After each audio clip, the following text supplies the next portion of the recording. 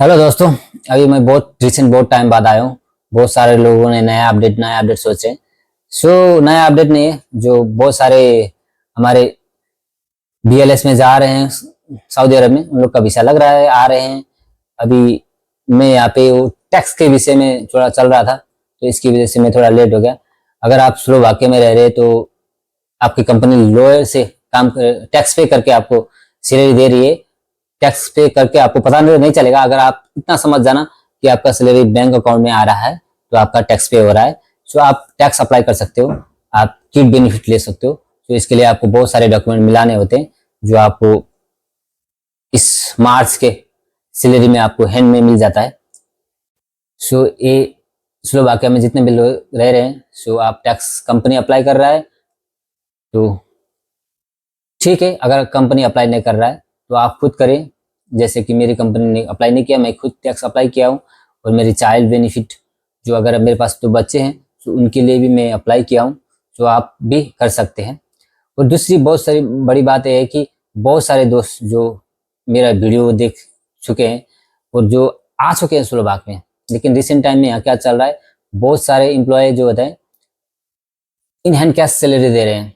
मेरे हमारे कुछ स्टाफमेंट के बहुत सारे दोस्त हैं जो वीसा लगने के बाद आए थे।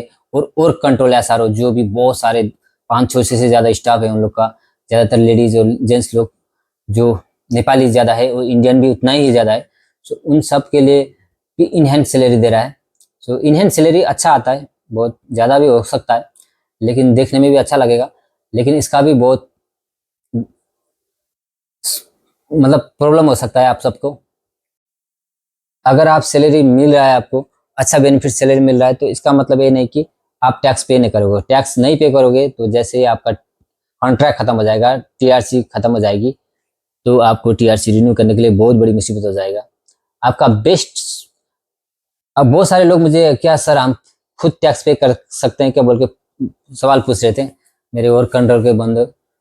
मैं उन लोग को बताना चाहूंगा कि आप कर सकते हो। मैंने एक लॉयर से बात की थी, लेकिन अगर आप 815, आई थिंक 816 था तब की बात कर रहा हूँ, अभी 915 की बेसिक में मैं बात नहीं कर रहा हूँ। 816 के जो बेसिक थी, 816 बेसिक में आए हो तो आपका टैक्स होता है 195 होता है, आप पे कर सकते हो।